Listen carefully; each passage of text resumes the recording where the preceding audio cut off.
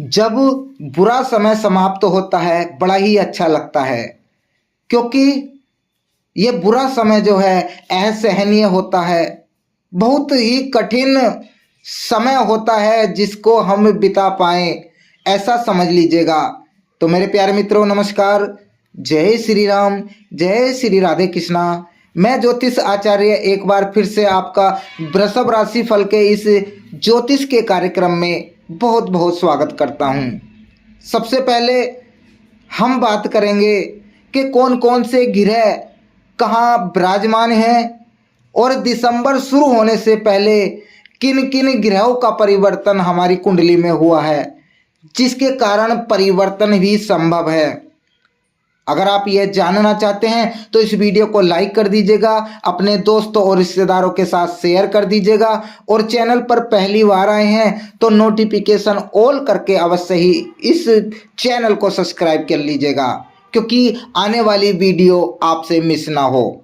इस राशिफल के प्रोग्राम में हम आपसे बताने वाले हैं कि दिसंबर से पहले आपके जीवन में कौन से बड़े परिवर्तन हुए हैं, कौन से संयोग आपकी कुंडली में बने हैं, कौन से महासंयोग आपकी कुंडली में बने हैं, जिनके कारण आपके अच्छा समय आने का जो योग यहाँ पर बना है, इससे कौन कौन सी खुशखबरियाँ आपको प्राप्त हो सकती हैं। क्या यह आपके लिए खुशखबरी लेकर आएगा दिसंबर से पहले? ये सारी बातों का हम विस्तार पूर्वक जानने वाले हैं, इसीलिए इस वीडियो को शुरू से लेकर के अंत तक अवश्य देखिएगा। सबसे पहले आपको बता दें, शनिदेव महाराज आपके कर्म क्षेत्र पर विराजमान थे, जो सबसे महत्वपूर्ण भाव होता है कर्म क्षेत्र, जिसमें नौकरी, व्यापार, मान सम्मान, सामाजिक क्षेत्र, राजनीतिक क्षेत्र आता है। वहाँ पर शनिदेव महाराज वक्री अवस्था प्राप्त हुए थे और 15 नवंबर 2024 को यह वक्री अवस्था से मार्गी अवस्था प्राप्त कर चुके हैं। बड़ा ही अच्छा संयोग आपके लिए बना है, क्योंकि आप नौकरी की तरफ से परेशान थे, व्यापार की तरफ से परेशान थे, मान सम्मान पाने को तरस रहे थे, राजनीतिक क्षेत्र में आपका कार्य नहीं चल रहा था। ये सारी समस्याएं आपको फेस करनी पड़ रही थी। अब थोड़ा सा स्थिति में सुधार आने वाला है, क्योंकि वक्री अवस्था से शनिदेव मार्गी अवस्था प्राप्त कर चुके हैं और शनिदेव महाराज का लाभ आपको तीव्र गति से मिलना प्रारंभ हो जाएगा। उसके पश्चात सूर्य देव का राशि परिवर्तन हो चुका है। 16 नवंबर को तुला राशि से निकल करके वृश्चिक राशि में आपके सप्तम भाव में विराजमान हो चुके हैं सूर्य देव, जिसके कारण आपके विवाह के योग भी बनेंगे। साथ में आपके जीवन में खुशियों का आगमन होगा और तेजी से प्रगति करवाने वाले सूर्य देव आपके शुभ स्थान में विराजमान हैं, क्योंकि अब तक सूर्य देव जो है नीच राशि तुला राशि में विराजमान थे। तो अपने नीचता को छोड़ करके सूर्य देव आपके सप्तम भाव में विराजमान हो चुके हैं। तो इससे बड़ी और क्या बात हो सकती है। और सूर्य देव ने नक्षत्र भी परिवर्तन कर लिया है, जो इन नक्षत्रों का आपके जीवन पर बहुत बड़ा असर देखने को मिलता है। तो अब आपके लिए सूर्य देव शुभ फल देने वाले होंगे और सूर्य देव की 7वीं दृष्टि आपके लग्न भाव पर पड़ रही है। इस बारे में भी हम आगे चलकर चर्चा करेंगे। इसके पश्चात मंगल का राशि परिवर्तन भी होने वाला है, क्योंकि मंगल भी अपनी नीच राशि कर्क राशि में विराजमान है और दिसंबर आने से पहले ही मंगल जो है एक घर आगे पहुंच जाएंगे, यानी आपकी कुंडली के चौथे हाउस में पहुंच जाएंगे। और जो चौथा हाउस है वह आपके निवेश का होता है, आपके लेन देन का होता है, नए वाहन लेने का होता है या वाहन से प्रगति करने का होता है। इस बारे में भी आगे चलकर हम चर्चा करेंगे। सबसे पहले आपके लग्न भाव की चर्चा करते हैं, जहां पर देवगुरु बृहस्पति विराजमान हैं और देवगुरु बृहस्पति शुभ स्थिति बना करके आपके लग्न भाव में बैठे हैं। जैसा कि आपने देखा कि आपका स्वास्थ्य खराब चल रहा था, कहीं ना कहीं आपको अपने स्वास्थ्य में राहत अब देखने को मिलेगी। जैसे कि घुटनों में दर्द वगैरह आपके हो सकता है, पेट में दर्द वगैरह आपके देखने को मिल सकता है, या एसिडिटी की समस्या भी आपको देखने को मिल सकती है। अब जो है सूर्य की दृष्टि आपके लग्न भाव पर पड़ रही है तो आपको स्वास्थ्य में सुधार देखने को मिलेगा। साथ में देवगुरु बृहस्पति की दृष्टि भी आपके सप्तम भाव पर पड़ रही है जो विवाह का योग होता है, विवाह का भाव होता है। तो यहाँ पर संभावनाएं बनती हैं आपके विवाह के योग बनने की। तो आपके विवाह के योग यहाँ पर बनते हुए हमें दिखाई दे रहे हैं। साथ में पति पत्नी के बीच जो सूर्यदेव के कारण दूरियां बन रही थी या तलाक जैसी स्थिति आ गई थी, कोई केस मुकदमा आपके पति पत्नी के बीच में चल रहा था, तो देवगुरु की दृष्टि पड़ने के कारण आपके जो विवाह में से रिलेटेड समस्याएं आ रही हैं या पति पत्नी के बीच में कोई समस्याएं मिसअंडरस्टैंडिंग चल रही हैं या आपके जीवन में सुखों का आनंद आपको नहीं प्राप्त हो रहा है, तो अब आपको देवगुरु की 7वीं दृष्टि पड़ने के कारण आपको इन समस्याओं से छुटकारा प्राप्त होना तय है। इसके पश्चात मंगल की बात करें तो मंगल आपके 3rd हाउस में विराजमान है और 3rd हाउस का मंगल नीच राशि का हो जाता है, यानी नीच दृष्टि का हो जाता है। तो यहाँ पर नीच के मंगल विराजमान है जिसके कारण आपको आपके कार्य में सफलता नहीं मिल पा रही थी। परिश्रम आपको अधिक करना पड़ रहा था परंतु उसका लाभ जो है आपको प्राप्त नहीं होता था। कठिन मेहनत करके भी आप परिश्रम करके भी उतना लाभ नहीं प्राप्त कर पाते थे जितना लाभ प्राप्त आपको मिलना चाहिए था। साथ में आपके छोटे भाई बहनों से आपका मनमुटाव हुआ, रिश्तेदारों से आपके नाते टूटे या रिश्तेदारों से दूरियां बन गई, ऐसा भी कह सकते हैं। अब दिसंबर शुरू होने से पहले ही मंगल का जो राशि परिवर्तन होगा, आपके 4th हाउस में मंगल विराजमान हो जाएंगे और नीच भाव को छोड़ करके शुभ भाव में आकर के बैठ जाएंगे। तो मंगल के कारण आपके कार्यों में, आपके व्यापार में, आपकी मेहनत में जो प्रगति नहीं हो पा रही थी या आपकी आर्थिक स्थिति कमजोर हो चुकी थी, धन रुपए पैसे से आप तरस रहे थे, वह आपकी समस्याएं यहाँ पर समाप्त होंगी क्योंकि मंगल आपके ऊपर भारी दिखाई दे रहे थे। अब आपके जीवन में अगर आपका कहीं निवेश फंसा हुआ चल रहा है, वह आपका निवेश यहाँ पर निकल करके आएगा। और अगर आप प्रॉपर्टी जैसे कार्य करते हैं, प्रॉपर्टी लेना बेचना खरीदना, भवन लेना बेचना, तो वहाँ पर आपको अच्छे लाभ के अवसर यहाँ पर प्राप्त होते हुए दिखाई देंगे।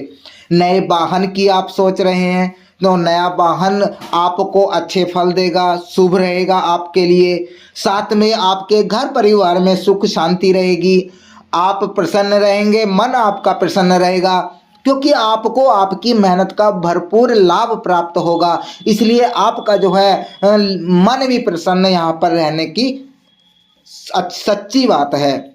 इसके पश्चात केतु आपके 5म भाव में विराजमान हैं और केतु जब 5म भाव में विराजमान होते हैं तो कई बड़ी समस्याएं जीवन में उत्पन्न करते हैं। जैसे आपकी शिक्षा में आपको वह लाभ नहीं मिल पा रहा, जो आप लक्ष्य प्राप्त करना चाहते थे शिक्षा के क्षेत्र में, वह लक्ष्य आपको प्राप्त नहीं हो पा रहा है।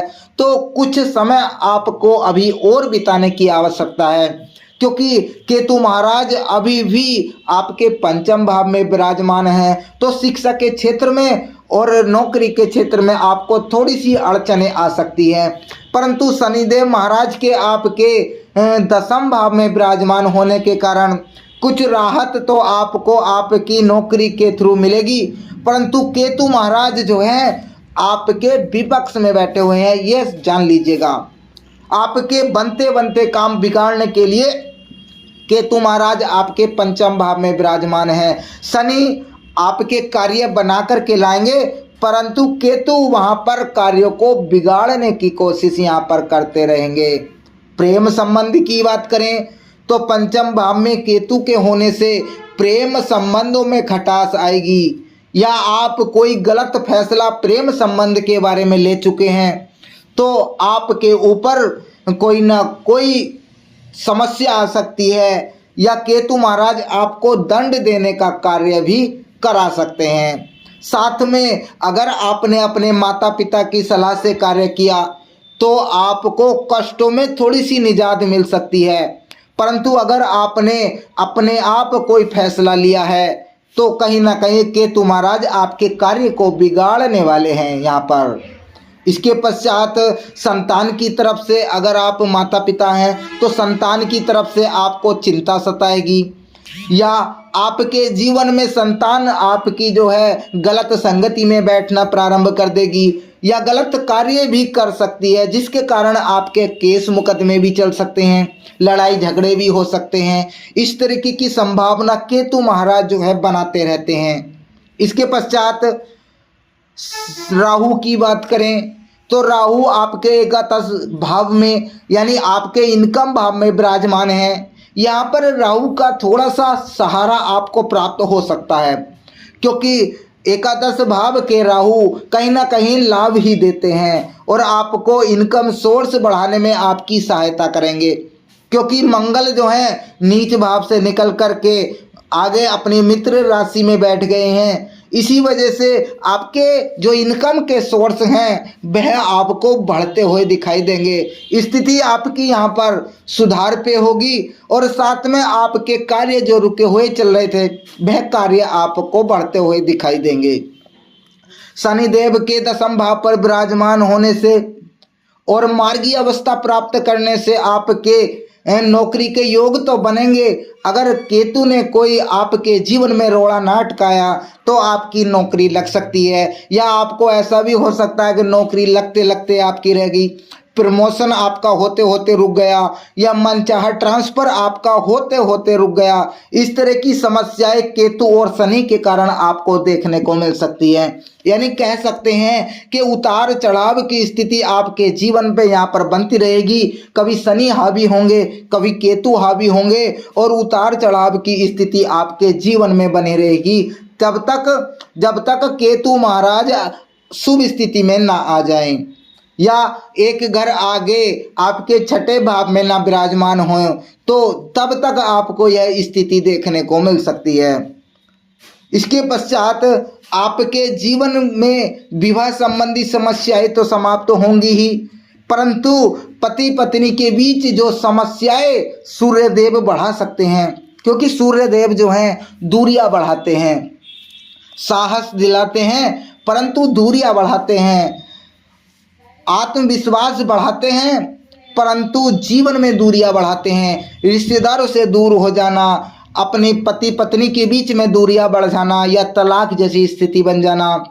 परंतु देवगुरु बृहस्पति की, क्योंकि देवगुरु बृहस्पति जो है विवाह बनाने वाले होते हैं और सूर्य बिगाड़ने वाले होते हैं, तो यहाँ पर देवगुरु बृहस्पति अपनी कोशिश करेंगे आपके विवाह के योग बनाने की। उधर सूर्यदेव जो है कोशिश करेंगे बिगाड़ने की, परंतु देवगुरु बृहस्पति आपके लग्न में विराजमान हैं, तो यह देवगुरु बृहस्पति यहाँ पर हावी हैं, आपके लग्न भाव में विराजमान हैं, तो आपके संबंध जो है कुछ समय के पश्चात अच्छे होते हुए आपको दिखाई देंगे। अच्छा समय आपका बीतेगा, अच्छे कार्य आपके बनेंगे, अच्छी तरक्की, अच्छी उन्नति आप जो है कर पाएंगे। आर्थिक स्थिति आपके घर परिवार की ठीक होगी, परंतु फिर बीच में आ जाता है कि केतु महाराज आपके लिए कुछ अच्छा नहीं करने वाले हैं। केतु महाराज के कुछ उपाय हैं जिनको करने से केतु के जो प्रभाव हैं आपको अपने आप में कम कर सकते हैं। जैसे कि अगर आप पॉसिबल हो तो काले कुत्ते को रोज रोटी खिलाएं, जिससे कि केतु महाराज का प्रभाव जो है आपके जीवन से कम होगा। साथ में अगर बरगद का पेड़ है तो वहां पर जाकर के अगर आप जल देंगे तो केतु महाराज का जो प्रभाव आपके जीवन पर पड़ रहा है वह आपको कम देखने को मिलेगा। पॉसिबल हो तो रोज अगर आप इस कार्य को करेंगे तो निश्चित तौर पर केतु का प्रभाव जो है आपको कम देखने को मिलेगा और आपके जीवन में खुशियों का मेला लगेगा। तो मेरे प्यारे मित्रों, वीडियो को यहीं समाप्त करने की अनुमति चाहेंगे। अगर आपने अभी तक इस वीडियो को लाइक नहीं किया हो तो लाइक कर दीजिएगा, और चैनल पर पहली बार आए हैं तो नोटिफिकेशन ऑल करके सब्सक्राइब अवश्य कीजिएगा, जिससे कि आने वाली वीडियो आपको प्राप्त हो सकेगी। मिलेंगे बहुत ही जल्दी आपसे आपका दिन शुभ हो, मंगलमय हो। राधे राधे। जय श्री राम। हर हर महादेव।